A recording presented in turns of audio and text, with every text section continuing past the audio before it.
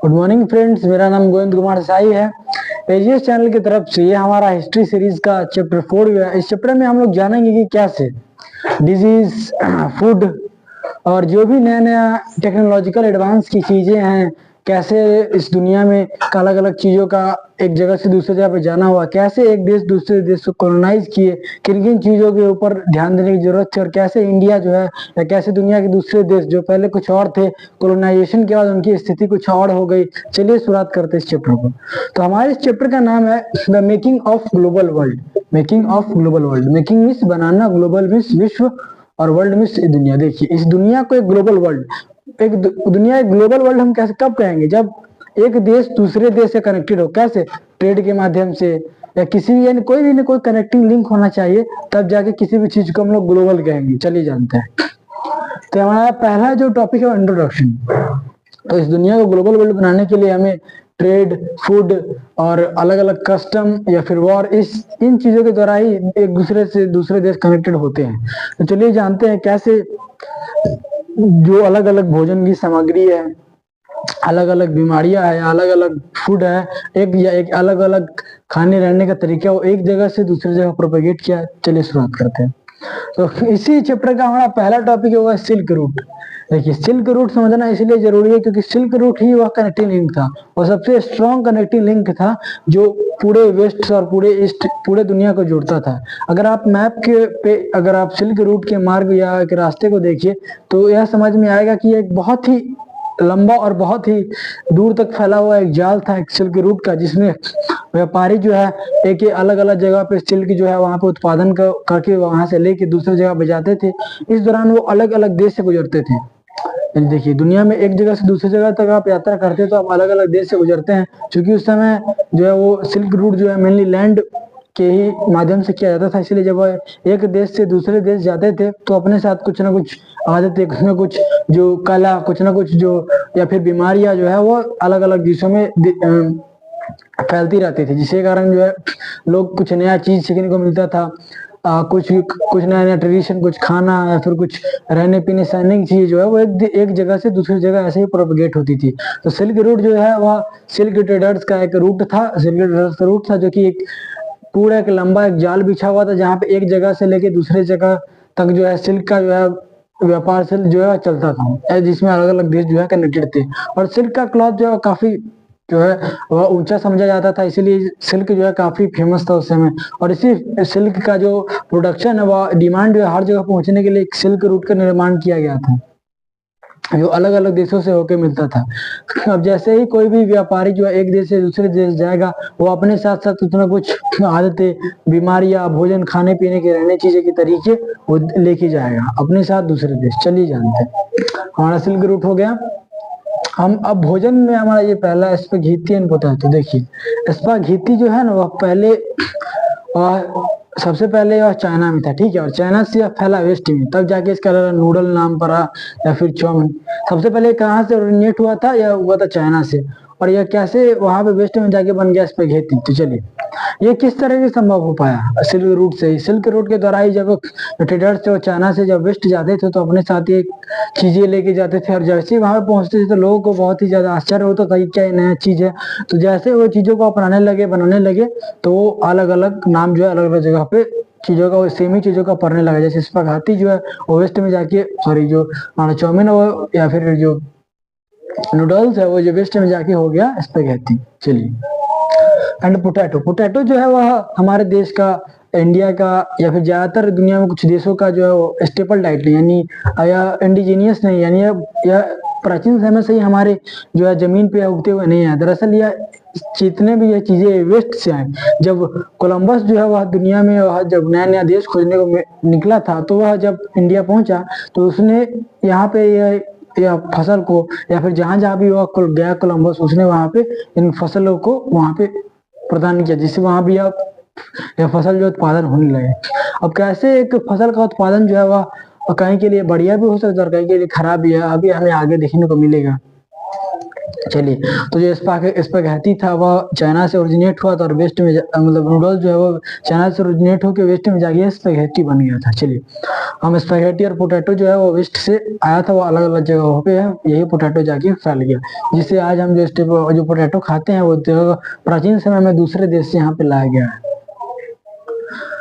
के बाद हमारा है कंक्वेस्ट, डिजीज एंड ट्रेड। देखिए, कंक्वेस्ट मीन्स किसी भी जगह को कब्जा करना, डिजीज मीन्स बीमारी और ट्रेड मीन्स व्यापार। जब जैसे जैसे ही दुनिया में लोग जो है वह सिविलाइज होते गए, उन्होंने धीरे धीरे करके अपनी सेना खड़ा कर ली, और जैसे ही वो अपना सेना खड़ा करने लगे तो वह चाहते थे कि मेरा जो भी जिसके पास भी सेना होती तो वह चाहता है कि मेरा एरिया फैले, मेरा जो प्रभाव है, मेरा जो इफेक्ट है वो अलग अलग दूर दूर जगह तक फैला रहे, या फिर नए नए जगहों पे कब्जा करे। तो उस समय जो है एक से दूसरी जगह पे कब्जा करना धीरे करते करते फैल गया। तो जैसे ही अब मान लीजिए कोई भी चीज लोकल है या कोई भी एक बीमारी जो है किसी एक देश में है, तो उस देश के सैनिक या उस देश के लोग जब दूसरे देश जाएंगे तो दूसरे देश में फैल जाएगा। क्योंकि यह बीमारी जो है इसी देश का है, तो यहाँ के लोग तो इम्यून हो चुके हैं। यानी हम लोग बायोलॉजी में पढ़े होंगे पहले से कि जो जैसे ही हम किसी भी चीज का जो मरा हुआ फॉर्म जो हमारे देह में जाता है तो हमारा शरीर जो है उसके खिलाफ एंटीबॉडी बना लेता है, उसके खिलाफ जो है वह रोग प्रतिरोधक क्षमता जो है वह बढ़ा लेता है, जिसके कारण जब अगली बार वही सेम चीज जब हमारे देह में एंटर करता है तो हमारा बॉडी जो है प्रोटेक्टेड होता है, प्रोटेक्ट करने में सफल हो जाता है। पर ये चीज किसके लिए है? जब जो पहले से ही इस बीमारी के कांटेक्ट में हो, पर जो देश जिसमें यह बीमारी शुरू से ही था तो वो लोग तो इसके प्रति इम्यून हो चुके थे, और वहां पे जहाँ पे इस बीमारी का नामो निशान भी नहीं था, जब भी सैनिक एक जैसे दूसरे कब्जा करने जाते थे तो यह बीमारी जो वहां फैल जाती थी, तो चूंकि वहां के लोग में इम्यून नहीं था, वो लोग इस बीमारी से अपने आप को प्रतिरोध नहीं कर सकते थे, इसलिए यह बीमारी जो है महामारी का रूप ले लेती थी और लाखों लोगों का इसी सब चीजों के कारण जो है मौत हो जाती थी। अब यह ट्रेड जो है, यह जो कॉन्क्वेस्ट जो बीमारी है वो ट्रेड के द्वारा ही फैल सकती है, या फिर डिजीज जो ट्रेड के द्वारा भी या फिर कॉन्क्वेस्ट के द्वारा भी फैल सकती है। चलिए, अगला हमारा 19th सेंचुरी। देखिए, 19th सेंचुरी एक बहुत ही एक रिवॉल्यूशनरी ईयर या रिवॉल्यूशनरी जो सेंचुरी भी रहा है, क्योंकि इसी ईयर में के दौरान जो है अलग अलग चीजों का आविष्कार हुआ। इस दुनिया में जो इंडस्ट्रियलाइजेशन बढ़ने लगा। इंडस्ट्रियलाइजेशन क्या है? इंडस्ट्रियलाइजेशन एक ऐसा प्रोसेस जिसमें जो है नई नई चीजों का जो है उत्पादन किया जाए, नई नई मशीनों का उत्पादन किया जाए, जिससे यह देखते हुए उसके बाद अगर किसी भी चीज की जरूरत है तो उसका एक नया फॉर्म आ जाए जो भी किसी भी काम को आसान कर दे, या किसी भी मशीन का जो अगर प्रोडक्शन हो एक बड़े स्केल पे हो तो उसे इंडस्ट्रियलाइजेशन कहते हैं। अगर सबसे पहले अगर बात किया जाए इंडस्ट्रियलाइजेशन कहाँ से शुरू हुआ, तो इंडस्ट्रियलाइजेशन शुरू होने का एक रिकॉर्ड इंग्लैंड के लंदन से भी कहा जाता है कि लंदन और मैनचेस्टर में जो सबसे पहले जो इंडस्ट्रियलाइजेशन का शुरुआत जो है माना जाता है। तो उस समय जो है स्टीम इंजन का जो है वह आविष्कार हुआ, अलग अलग कार का, मोटर बाइक्स का, जो भी हम मॉडर्न चीज देखते, ज्यादातर का जो विकास ज्यादातर का जो आविष्कार जो है 19th सेंचुरी के दौरान ही हुआ था, इसीलिए उसे हम रिवोल्यूशनरी भी कहते हैं और उस समय के पीरियड को हम लोग इंडस्ट्रियलाइजेशन का पीरियड भी कहते हैं। तो 19th सेंचुरी जो है वो अलग अलग चीजों का, नई नई चीजों का जो है वो जन्म लेकर आया। इसी समय के दौरान जो है नई नई चीजें बनने लगी, जिससे लोगों के जीवन आसान हो गए, लोगों को कम एफोर्ट लगाना पड़ रहा था और कोई भी चीज जो है आसानी से सॉल्व भी हल हो जा रही थी। चलिए, तो रोल ऑफ टेक्नोलॉजी। चलिए, जैसे जैसे ही इंडस्ट्रियलाइजेशन बढ़ने लगा तो टेक्नोलॉजिकल एडवांसमेंट आया, यानी टेक्नोलॉजी की नई नई चीजें आने लगी। जैसे फोन का आविष्कार हुआ तो लोग जो है वह दूर दूर तक जो है अपनी बातों को आसानी से पहुंचाने लगे। तो ये टेक्नोलॉजी का एक बहुत ही महत्वपूर्ण योगदान है किसी भी चीज में।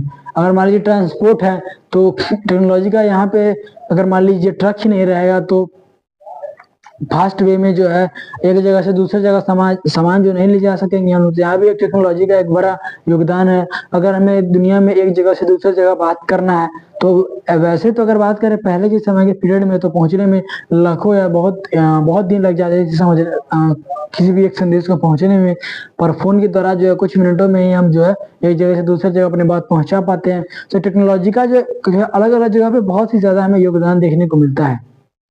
जैसे बात करें तो 19th सेंचुरी के दौरान जब स्टीम इंजन का जो इन्वेंशन हुआ तो स्टीम इंजन के कारण जो लोग जो है वह बहुत दूर दूर तक जो है रेलवे के द्वारा जाने लगे, जो जिन जगहों पे पहुंचना आसान नहीं था वहां भी जाने लगे। और यही जो जैसे स्टीम इंजन का जो आविष्कार हुआ, तो मान लीजिए खदान से कोई भी सामान लाना है तो वहां भी टेक्नोलॉजी जो है वहां पे हेल्प करने लगी। जो मजदूर जो है वो अपना ढो के ले जाते थे, इससे बहुत समय लगता था और जो है वह वर्क का जो प्रोग्रेस था वह बहुत ही स्लो था। पर जैसे ही रेलवे का आविष्कार हुआ, यही चीज जो है वो फास्ट होने लगी, जो भी एडवांसमेंट है वह फास्ट होने लगी, जिसके कारण जो सामान का जो एक जगह से दूसरी जगह तक पहुंचाने का जो सीन है वह जल्दी होने लगा। जिसके कारण जो है टेक्नोलॉजी एक बहुत ही बड़ा योगदान निभाती है इंडस्ट्रियलाइजेशन में भी, हमारे दैनिक जीवन में भी। चलिए इसके बाद अगला टॉपिक है late 19th century colonialism. Colonialism क्या है, एक बहुत ही इंपॉर्टेंट यह पॉइंट है, मुद्दा है, जो अलग अलग हिस्ट्री में भी हमने पुराने पहले चैप्टर में पढ़ चुके हैं कॉलोनियलिज्म क्या है, और यह इसका बहुत ही कुछ नेगेटिव इफेक्ट भी है, कुछ पॉजिटिव इफेक्ट भी है। चलिए समझते हैं कॉलोनियलिज्म क्या है। कॉलोनियलिज्म जब कोई भी एक देश अपने शक्ति का उपयोग करके दूसरे देश के ऊपर कब्जा करता है और उसका जो सिस्टम है वो अपने हाथों में ले ले और वहाँ का जो कायदे कानून अपने हिसाब से चलाने लगे, तो उसे हम लोग कहते हैं कॉलोनियलिज्म। क्या कहते हैं? कॉलोनियलिज्म। और अगर वही गवर्नमेंट चलाने लगे तो उसे हम कॉलोनियल गवर्नमेंट। तो देखिए जैसे ही 19th सेंचुरी के बाद टेक्नोलॉजी का जो एडवांसमेंट हुआ, धीरे धीरे कॉलोनियलिज्म बढ़ गई। जैसे अमेरिका जो है अफ्रीका पर कब्जा कर लिया कुछ, और ब्रिटिश जो है वह ज्यादातर, हम जो अपने हिस्ट्री में पढ़ा भी है कुछ पहले या फिर पिछले क्लास में, कि जो भी ब्रिटिश थे वो अलग अलग जगह पे कब्जा कर रहे थे, उन्हीं में शामिल एक इंडिया भी था। इंडिया का वही ब्रिटिश ने कॉलोनियलिज्म किया, इसलिए इंडिया को कॉलोनियल इंडिया कहा जाता था, यानी ब्रिटिश के अंडर कैप्चर किया हुआ इंडिया, कॉलोनियलिज्म। तो जैसे जैसे ये टेक्नोलॉजी का एडवांसमेंट हुआ, वैसे वैसे जो कॉलोनियलिज्म है वो बढ़ने लगा।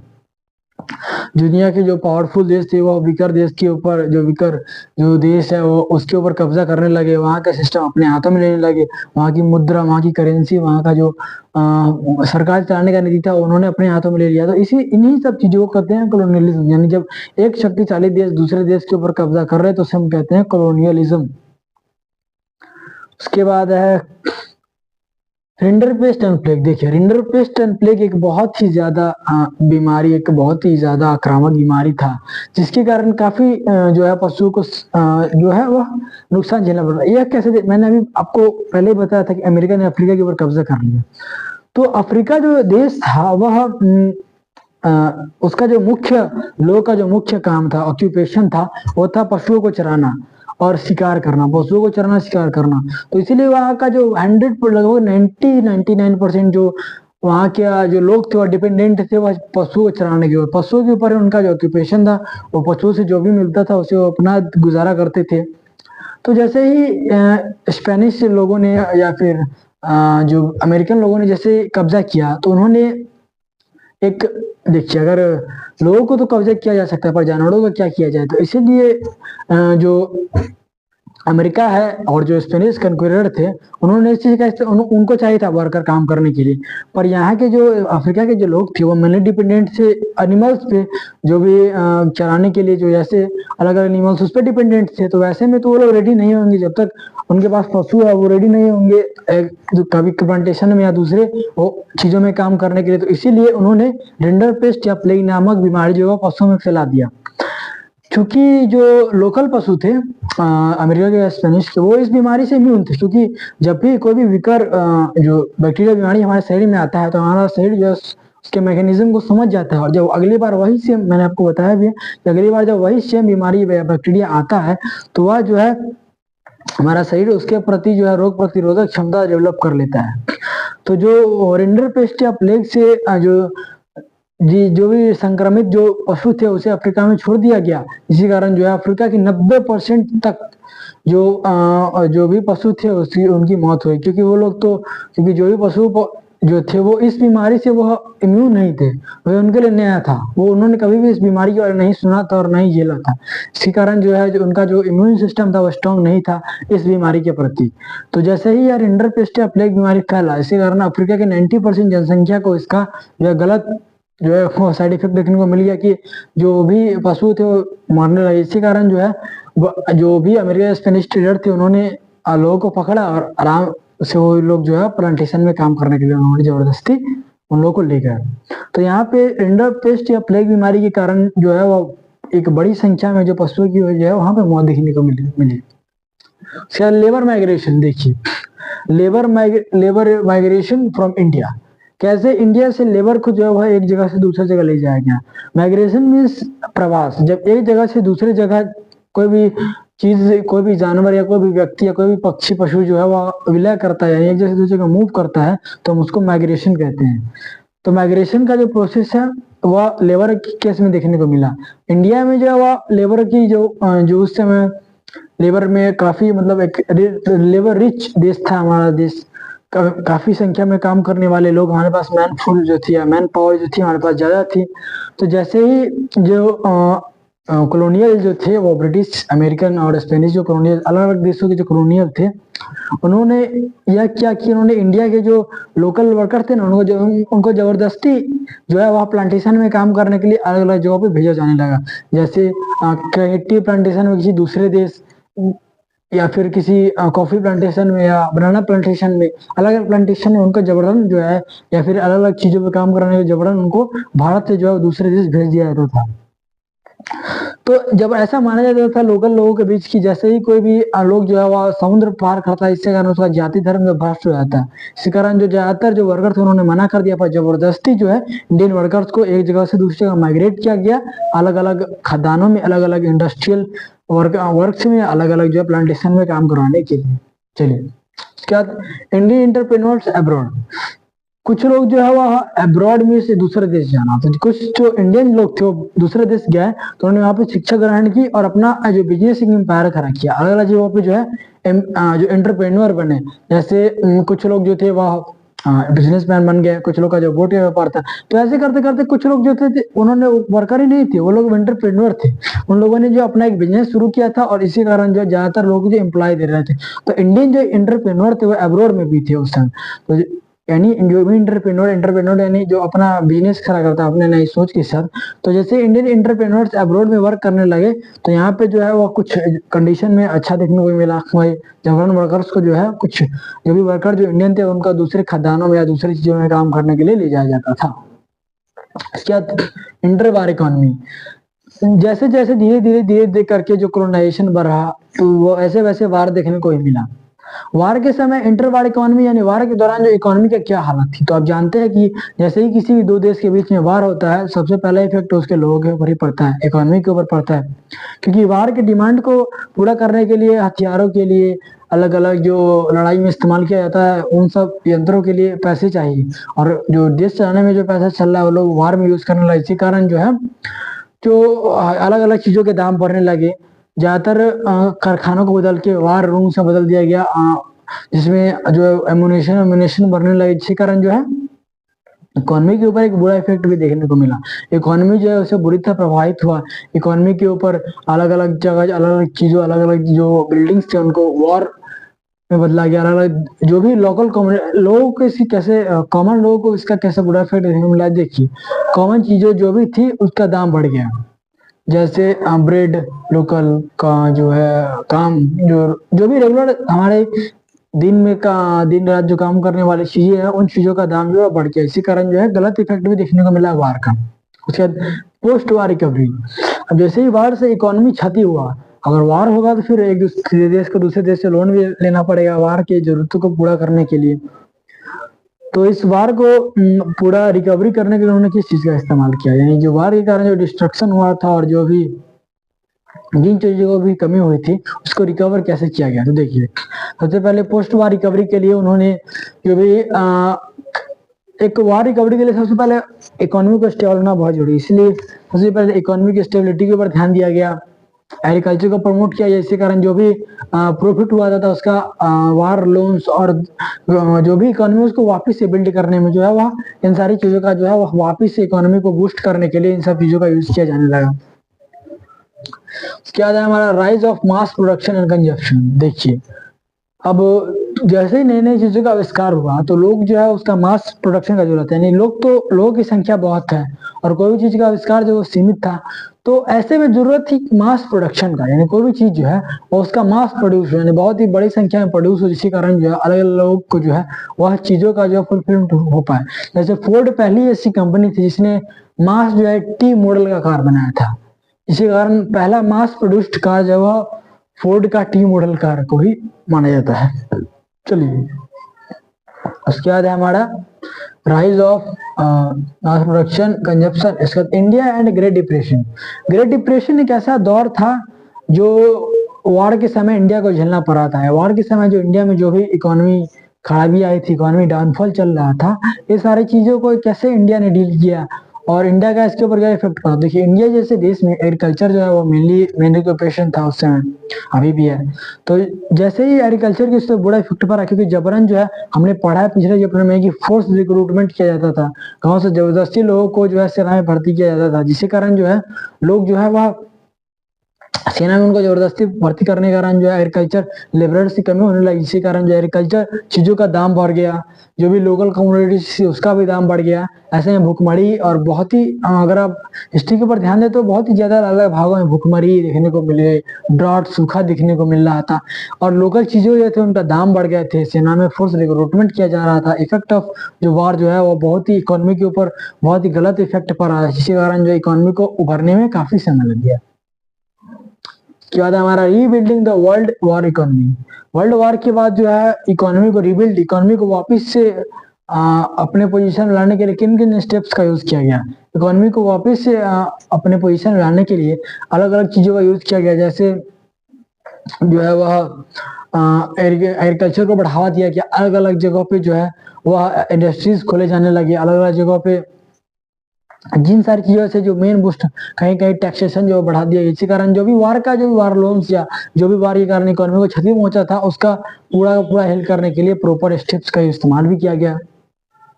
चलिए उसके बाद है डीकोलोनाइजेशन एंड इंडिपेंडेंस। अब जैसे ही कॉलोनाइजेशन हुआ तो लोग जो है वह कॉलोनाइजेशन से खुश नहीं थे, कॉलोनियल गवर्नमेंट उनके ऊपर जबरदस्ती लॉ इन्फोर्स करते, जैसे इंडिया में अभी देखने को मिला कि कैसे लोगों को जबरदस्ती टैक्स दिया जाता था, लैंड टैक्स, अलग अलग चीजों से जबरदस्ती लोगों से टैक्स वसूला जाता था, अलग अलग पॉइंट पे अलग अलग क्षेत्र में। इसका सोशल जो है वह भी बहुत बड़ा इम्पैक्ट पड़ा, जिसके कारण इंडिया को जो भारत के लोग जो थे उनका सोशल अधिकार भी छीना जाने लगा। हेवी टैक्सेशन था, किसानों और वर्कर, हर समाज के हर लोगों का कॉलोनाइजेशन से काफी बुरा इफेक्ट पड़ा, इस कारण जो है लोग विरोध करने लगे और जैसे ही विरोध करने लगे तो धीरे धीरे कॉलोनाइजेशन का खात्मा हुआ और तब जाके एक इंडिपेंडेंस जो है वो देखने को मिला, इंडिपेंडेंस कंप्लीट हुआ। तो हम लोग जो है अगर फिर से शुरू से हम रिविजन कर लेते हैं। देखिए तो जो सिल्क रूट है, एक सिल्क रूट जो है वह एक ट्रेड का एक बड़ा लंबा रूट है, इसमें अलग अलग जगहों पे जो है वह सिल्क का जो है वह सिल्क ही नहीं अलग अलग चीजों का भी एक जगह से दूसरे जगह जो है वह एक जगह दूसरे का जाने लगा। ऐसे में लोग जो है वो अलग अलग कस्टम, अलग अलग बिलीफ, बीमारी, ट्रेड, अलग अलग चीजें वो शेयर करने लगे, क्योंकि जैसे ही एक जगह से दूसरे जगह कोई भी चीज जाएगा तो वह जो है अपने साथ साथ कस्टम, अपने साथ साथ जो भी लोकल जो ट्रेडिशन है वह लेके जाएगा, जिसके कारण लोग जो नई नई चीजें सीखने लगेंगे। जैसे ही अलग अलग जगहों पे अलग अलग, जैसे ही मान लीजिए जब कोलंबस जब पहुंचा, जब उसने खोज की तो वहां पर जाने के बाद उसने अपने यहाँ का जो है वह जो भी कस्टम जो तरीका था वो यहाँ पे इम्प्लीमेंट किया और यहाँ से जो भी वो सीख के गया था वो अपने देश में वापस से जाके उसने वहां पे वह सीखा। इसी कारण जो अलग यहाँ पे एक्सचेंज हो रहा है, किसका, बिलीफ का एक्सचेंज हो रहा है, नए नए तरीके का, नए नए आइडियाज का। चलिए तो हमारा इंट्रोडक्शन यही है कि मेकिंग ऑफ वर्ल्ड वॉर, हमने एक बार फिर से रिविजन कर रहे हैं कि एक ग्लोबल वर्ल्ड कैसे बना, कैसे अलग अलग चीज जो है वो एक देश से दूसरे जगह सीखा, या दूसरे से तीसरे से चौथे देश में एक्सचेंज हुआ और एक्सचेंज होकर तब जाकर यह एक दुनिया जो है ग्लोबल वर्ल्ड का रूप ले पाया। चलिए तो जो सिल्क रूट था वह सिल्क रूट एक ट्रेड रूट था, जो कि सिल्क का ऐसे मेनली जो सिल्क अलग अलग देशों से होकर गुजरता था, जगह जैसे अलग अलग देशों को से गुजरता था वहां पे टैक्स लिया जाता था कुछ ना कुछ। इसी दौरान जो लोग जो वह एक जगह से दूसरी जगह कुछ चीजें वो सीखने लगे। तो देखिए जैसे ही कोई भी ट्रेडर जो एक देश से दूसरी जगह जाएगा तो अपने यहाँ का जो भी बिलीफ है, अपने यहाँ का जो भी गुण है वो वहां पे देके जाएगा और वहां से जो भी सीखेगा और फिर अगले अगले ऐसे करते करते जो है वह एक्सचेंज सिल्क रूट की तरह अलग चीजों का, ट्रेडिशन का, आर्ट का एक्सचेंज भी होने लगा। चलिए स्पेगेटी, स्पेगेटी एक फूड का है जिसे नूडल्स कहते हैं, नूडल भी कहते थे। देखिए नूडल जो है वो मेनली चाइना में, चाइना में ओरिजिनेट हुआ, और चाइना से जब जो भी ट्रेडर थे सिल्क रूट के दौरान जब वेस्ट की तरफ गए तो उन्होंने इसको स्पेगेटी नाम दे दिया। तो यही जो स्पेगेटी एक फूड है, यही किसी भी जगह का लोकल फूड नहीं है, लोकल फूड चाइना का था, वहां से ओरिजिनेट होके यहाँ जो है दुनिया में दूसरे देशों में फैला। ठीक है, जैसे चाय, यहाँ इंडिया में चाय जो है, चाय इंडिया का लोकल नहीं है, यानी पहले से उत्पादन नहीं किया जाता था। जब चाय और कॉफी जो वह दरअसल ब्रिटिश इंडिया द्वारा इंडिया में, ब्रिटिश यानी ब्रिटिश लोग जो थे वो इंडिया में आके उन्होंने इसका शुरुआत किया, यानी पहले से इंडिया में इसका उत्पादन नहीं होता था, उन्होंने वेस्ट से ले चीजों को यहाँ पे लेके आए, यूरोप से लेके आया और यहाँ पर उन्होंने चीजों को इम्प्लीमेंट किया।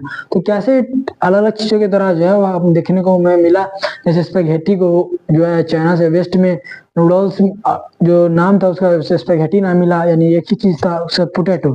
देखिए पोटैटो एक कॉमन फूड है जो हम भोजन में इस्तेमाल करते हैं, दरअसल ये हमारा लोकल फूड नहीं है, यह जो है वह वेस्ट में उत्पादन किया जाता था। वेस्ट जैसे वेस्ट में लोग जो है अलग अलग जगह पे उन्होंने कब्जा करना शुरू किया, उन्होंने वहां पे या रोपना शुरू कर दिया। आयरलैंड में ऐसा माना जाता था कि जब पोटैटो पहले बार आया तो लोग इसे बहुत बढ़ चढ़ के इसका उत्पादन करने लगे, लोग जो है वो इसे काफी अच्छा मानने लगे और उन्होंने बहुत ही ज्यादातर भागों में उन्होंने पोटैटो रोप दिया। इसका क्या बुरा इम्पैक्ट देखने में मिला कि जब फसल जो है अचानक से खराब हो गया, जो भी फसल जो भी रोपा गया था आलू का, इसी कारण जो भारी भूखमरी देखने को मिल गई आयरलैंड में।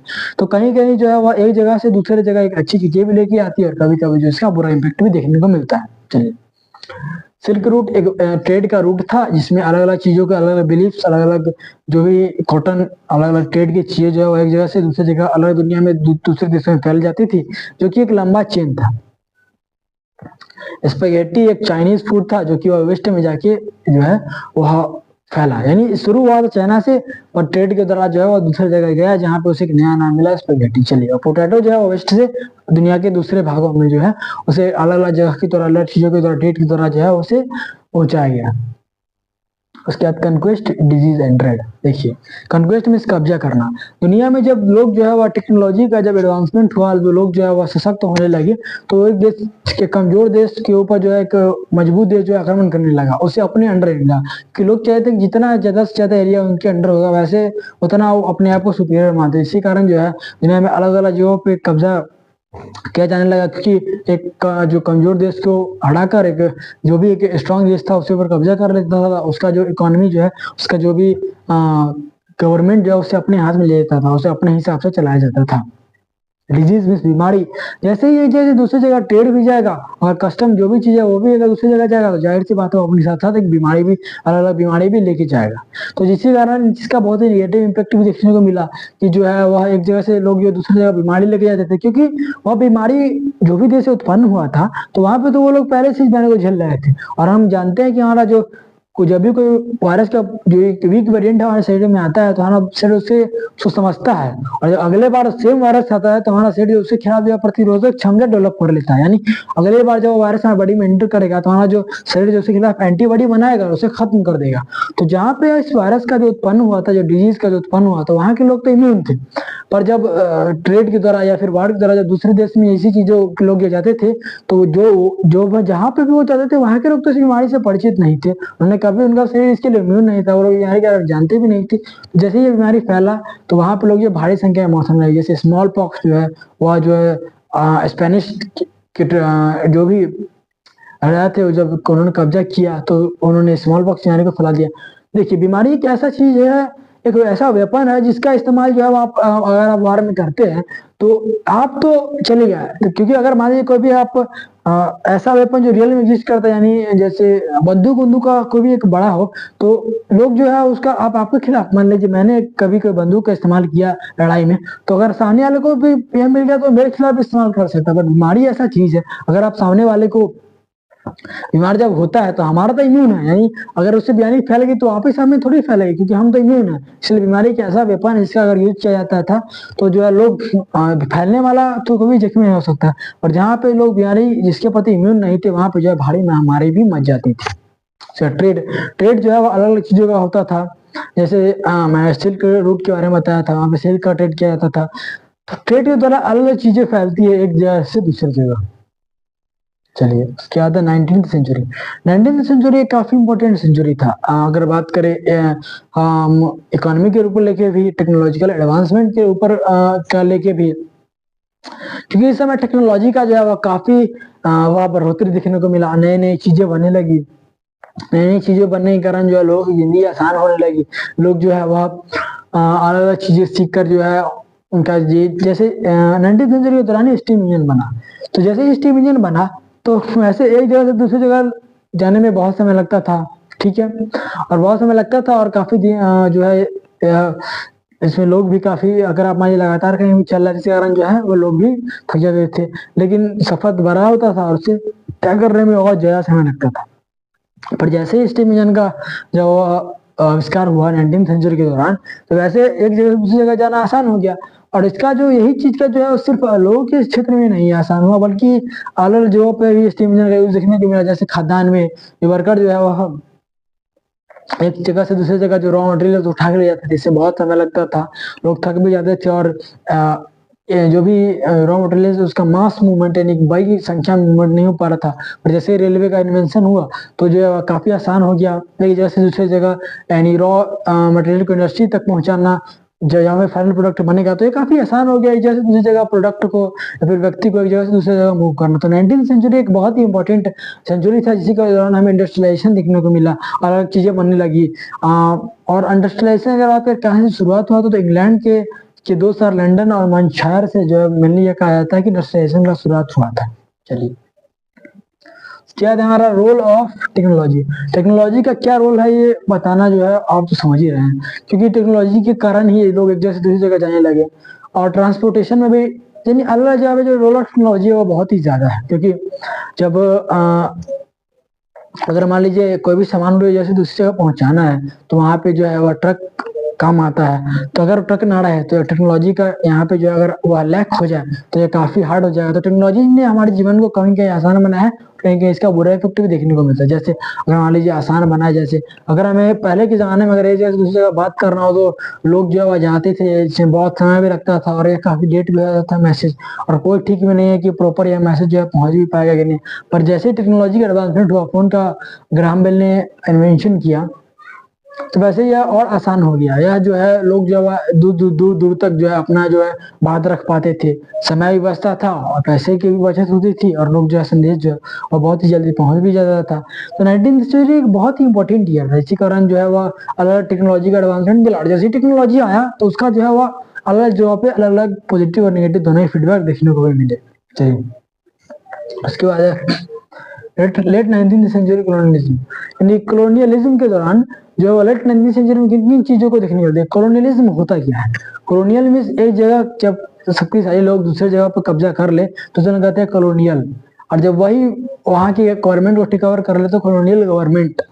तो 19th सेंचुरी के दौरान मैंने बताया कि टेक्नोलॉजी कभी अच्छा पॉजिटिव भी लेके आया, कभी कभी निगेटिव भी। तो देखिए, पॉजिटिव हुआ कि स्टीम इंजन बनने लगे, अलग अलग चीजें, बाईसाइकिल, साइकिल, कार का जो आविष्कार होने लगा, इस कारण लोगों की जिंदगी तो आसान हुई। पर वहीं जो है लोग एक से दूसरे प्रोडक्ट होने के लिए गन का और टैंक्स का, एयरक्राफ्ट का आविष्कार हुआ, और नेवी का भी आविष्कार हुआ। इसी कारण जो है ये चीजें जब वार में इस्तेमाल होती थी तो यह जो है काफी बुरा असर दी थी। क्योंकि देखिए, टेक्नोलॉजी ने तो कहीं ना कहीं हमारे जीवन को आसान भी किया था, पर कहीं ना कहीं इसका बहुत ही बुरा इम्पैक्ट जैसे वार में। चलिए, तो 19th सेंचुरी के दौरान जो है कॉलोनियलिज्म अपने पीक पे था। कॉलोनियल जैसे ब्रिटिश जो लोग थे, अमेरिकन लोग थे, जो भी डेवलप लोग थे उस समय, उन्होंने दूसरे जो भी देश है, जो कमजोर देश, उसके ऊपर कब्जा करने लगे, ज्यादा से ज्यादा क्षेत्रों को अपने अंदर लाने लगे, बहुत ज्यादा युद्ध लड़े और उन्होंने अलग अलग जगह पे कब्जा करना शुरू कर दिया। तो इसी सब चीजों को कहते हैं कॉलोनियलिज्म। तो लेट 19th सेंचुरी के बाद टेक्नोलॉजी का प्रॉपर आविष्कार होने के बाद जो है कॉलोनियलिज्म जो है काफी बढ़ गया। अलग अलग जगहों पे जो है कॉलोनियल गवर्नमेंट बनने लगे, लोग जो वो कॉलोनियल गवर्नमेंट से काफी खुश भी नहीं थे। चलिए, उसके बाद रेंडर पेस्टन प्लेग। रेंडर पेस्टन प्लेग एक बीमारी है जो कि अमेरिकन ने फैलाया था अफ्रीका में।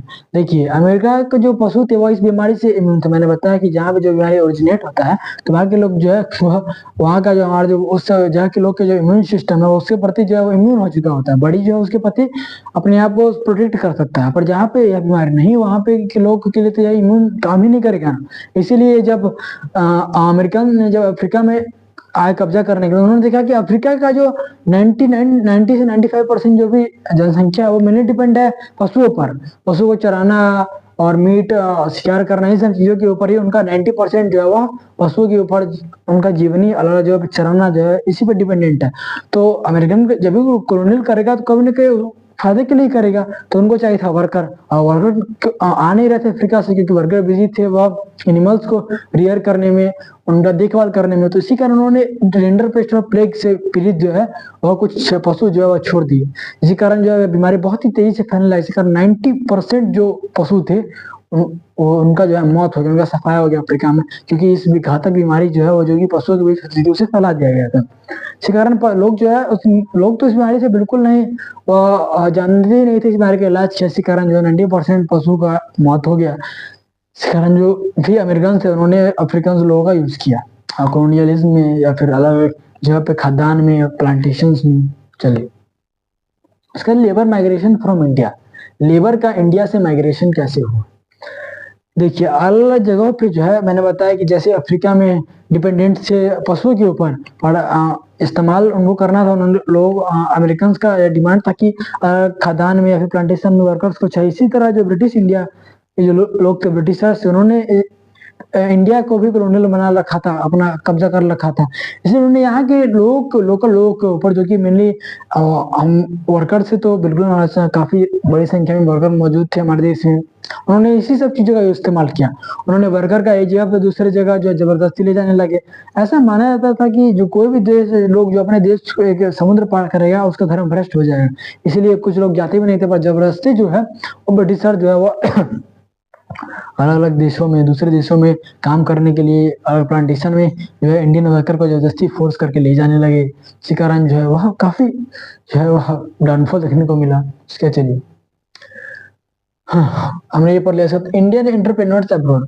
कुछ लोग जो है वो वहां उन्होंने प्लांटेशन छोड़कर उन्होंने एंटरप्रेन्योर जो बन गया, जिसके कारण जो है दुनिया में कुछ ना कुछ ज्यादातर ये नहीं कहते पूरी तरह इंडियन जो थे वो वर्कर ही थे, कुछ लोग एंटरप्रेन्योर थे, उनका अपना संपत्ति था, वो लोग ट्रेड करते थे और ट्रेड करते हो जो भी प्रॉफिट होता था उसे अपना जो है वो एम्पायर खड़ा किया था। तो ये एंटरप्रेन्योर से कुछ इंडियन एंटरप्रेन्योर से भी अब्रॉड में काम करते थे।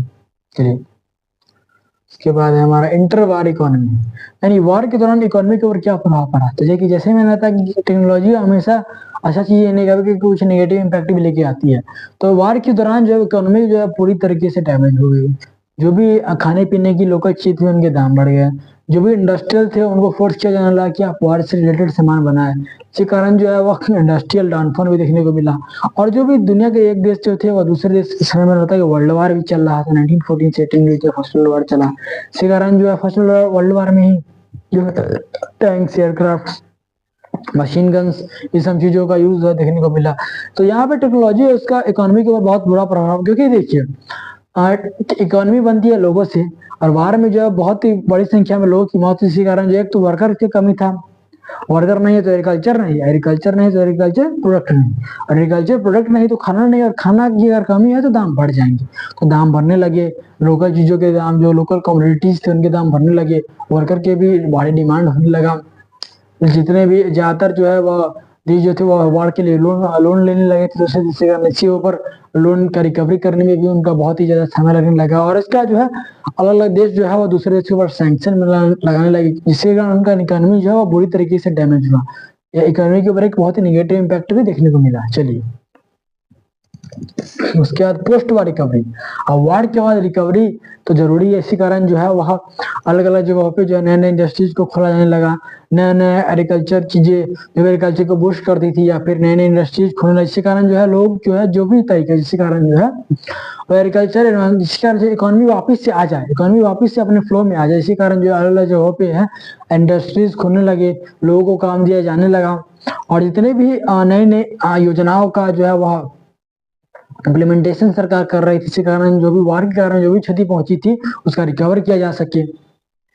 चलिए उसके बाद rise of mass production and consumption. अब देखिए जनसंख्या तो चूंकि बढ़ रही थी, तो लोगों की संख्या ज्यादा है, लोगों की संख्या अगर ज्यादा है तो उन्हें फीड करने के लिए बहुत ही बड़े संख्या की जो भी चीजें इस्तेमाल में आती है उसे बढ़ाना पड़ेगा।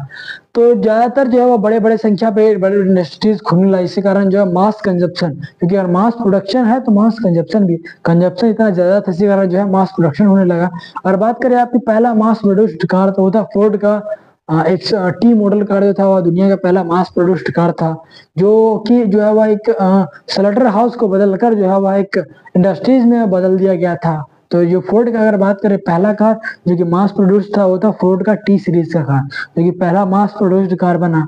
तो जो पोस्ट वार का जो रिकवरी करने के लिए लोगों ने अलग अलग जगह पे इंडस्ट्रीज खोलने लगे, जिससे जो भी बेनिफिट होता था उसे इकोनॉमी में बूस्ट किया जाता था। ऐसे करते करते करते वार का जो है वह, मैंने बताया कि टेक्नोलॉजी अपने साथ साथ दो चीजें लेके आती है, एक पॉजिटिव और एक निगेटिव। पॉजिटिव तो हमें देखने को मिला कि स्टीम इंजन का आविष्कार हुआ, कार्स का आविष्कार हुआ, रेलवे का आविष्कार हुआ, इसी कारण ट्रेड फैसिलिटीज तो बढ़ने लगे। पर जो भी इसका नेगेटिव इम्पैक्ट के बारे में जैसे वार हुआ, तो वार में लोगों ने पहली बार machine guns, aircraft, naval carrier, ये सब चीजों का देखने, इसी कारण जो है एक तो लेबर की कमी हुई, क्योंकि लेबर फोर्स रिक्रूटमेंट, मैंने इससे पिछले चैप्टर में बताया था कि फोर्स रिक्रूटमेंट किया जाता था, जबरदस्ती लोगों को सेनाएं भर्ती किया जाता था। और लोग जैसे ही कमेंगे एग्रीकल्चर कमेगा, एग्रीकल्चर कमेगा एग्रीकल्चर प्रोडक्ट कमेगा, एग्रीकल्चर प्रोडक्ट अगर जैसे ही कमेगा तो भी जो भी बची हुई चीजें उनके दाम बढ़ने लगेगी, तो इन सब चीजों की दाम बढ़ने लगी। तो इन सब चीजों से इकोनॉमी को टैकल करने के लिए अलग अलग जगहों पर जो अलग अलग इंडस्ट्रीज भी खोली जाने लगी। चलिए, इंडिया ग्रेट डिप्रेशन, पूरी दुनिया के ऊपर वर्ल्ड वार का इफेक्ट पड़ा। तो वर्ल्ड वार में शायद था ब्रिटेन, और चूंकि ब्रिटेन जो है वह इंडिया को के ऊपर कब्जा किया हुआ था, तो जाहिर सी बात है कि अगर कोई भी देश वार कर रहा है और उसने किसी देश के ऊपर कब्जा किया तो वह इस वार में इंडिया को भी शामिल होना ही पड़ा था। अगर आप वार में शामिल होते हैं तो आप रेडी रहिए उसके नेगेटिव इम्पैक्ट को भी झेलने के लिए। तो इंडिया के ऊपर इसका बहुत ही बुरा इम्पैक्ट मिल रहा है। इंडिया में ग्रेट डिप्रेशन का पीरियड चलने लगा। इस समय अलग अलग जो भी स्टॉक मार्केट थे, जो भी स्टॉक बाजार थे, वह डाउनफॉल में जाने लगे। जो भी लोकल कम्युनिटीज थी उनके दाम बढ़ने लगे। जो भी इंडियंस जो ट्रेड थे उस समय इंडिया में जो सिल्क और जो इंडिया का जो नील की खेती होती थी, उस समय सबसे अव्वल दर्जे की खेती जो वो इंडिया में नील की खेती की जाती थी। इतना डिमांड था वेस्ट में कि सबसे सुपीरियर क्वालिटी का जो डाई है वो इंडिया में ही बनता था। तो वार का जो है इस इंडस्ट्री के बहुत इम्पैक्ट पड़ा, क्योंकि जो वेस्ट लोग थे उन्होंने अपना जो है एक वुड विल्लो एक पेड़ है वो उत्पादन कर, जैसे डाई उसका भी डाई होता था पर इंडियन डाई सुपीरियर था। तो ट्रेडर जो थे उन्होंने इसका विरोध किया। उनका विरोध था कि जब डाई जो हमारे देश में बन सकता है तो इंडिया से ही क्यों ले। इसी के कारण जो है वह इंडियन का जो डाई इंडस्ट्री था वो भी नीचे नीचे डाउनफॉल में चला गया। इंडिया का जो एक टेक्सटाइल इंडस्ट्री भी उस समय काफी एक मतलब मेरे फ्लो में था। तो वार के कारण जो इसके ऊपर निगेटिव इफेक्ट पड़ा, क्योंकि मैंने बताया कि वार जो भी इंडस्ट्रीज थे उसका डाउनफॉल होने लगा। और लोग जो है वह जो एक देश जो है वह वार को कमिट करने के लिए जो है लोन लेगा, इसी कारण इंडस्ट्री के ऊपर जबरदस्ती हाई टैक्सेशन कहा जाने से टैक्स जो ज्यादा से ज्यादा वसूल किया जाने लगा। इसी कारण जो है वार का एक इकोनॉमी के ऊपर बहुत ही ज्यादा इफेक्ट मिला। तो इंडिया के ऊपर भी इफेक्ट हुआ। इंडिया का जो टेक्सटाइल इंडस्ट्री खत्म, डाई इंडस्ट्री खत्म, लोकल वर्कर जिनको फोर्स रिक्रूटमेंट किया गया था, यहाँ पे लेबर की कमी हो गई और भूखमरी की स्थिति हो गई। जो भी लोग बेरोजगार घूमने लगे, इसी कारण जो क्राइम भी बढ़ गया, सूखा भी पड़ने लगा। तो इंडिया का एक बहुत ही बड़ा इम्पैक्ट पड़ा जो वर्ल्ड वार का हमारे देश के ऊपर। रीबिल्डिंग द वर्ल्ड इकोनॉमी, जैसे ही वार खत्म हुआ तो वैसे ही अब इकोनॉमी को तो वापस से उसी फोर्स में लाने के लिए रिबिल्ड करना जरूरी था। इसी कारण जो है अलग अलग योजनाएं सरकार चलाने लगी। अलग अलग जो है वो, जैसे हमने बताया कि रशिया में या सबसे पहले पंचवार्षिक योजना चालू किया थी। वो क्यों हुआ? क्योंकि वहां पे वार हुआ था, वहां पे जो रशिया का जो वार हुआ था, इसी कारण जो इकोनॉमी के ऊपर बुरा प्रभाव पड़ा था। इकोनॉमी को वापस से फ्लो में लाने के लिए, इकोनॉमी को वापस से चलता रहने के लिए उन्होंने पंचवर्षीय योजना शुरू किया था। वैसे ही दुनिया के दूसरे अलग अलग देशों ने इस प्रकार की योजनाएं जो भी इकोनॉमी को बूस्ट कर, इकोनॉमी को वापस से फ्लो में लाए, ये सारी योजनाएं इम्प्लीमेंटेशन किया जाने लगा। उसके बाद डी कॉलोनाइजेशन एंड इंडिपेंडेंस। तो मैंने बताया कि कॉलोनाइजेशन भी एक बड़े स्तर पे चल रहा था, यानी जबरदस्ती लोगों को जो है दूसरे देश, कमजोर देशों के ऊपर कब्जा किया जा रहा था। तो लोग जो है वो ऐसे काफी, क्योंकि देखिए जैसे ही ब्रिटिश ने इंडिया के ऊपर कब्जा किया, उन्होंने सबसे पहले इंडिया के सोशल लोग जो थे उसका सोशल, उन्होंने सोशल पहचान जो उनसे छीना जाने लगा। एजुकेशन जो था उनका, उन्होंने अपना एजुकेशन सिस्टम इंट्रोड्यूस कर दिया इंडिया में। उन्होंने जो भी इंडियन का कस्टम बिलीफ था उसको तोड़ दिया।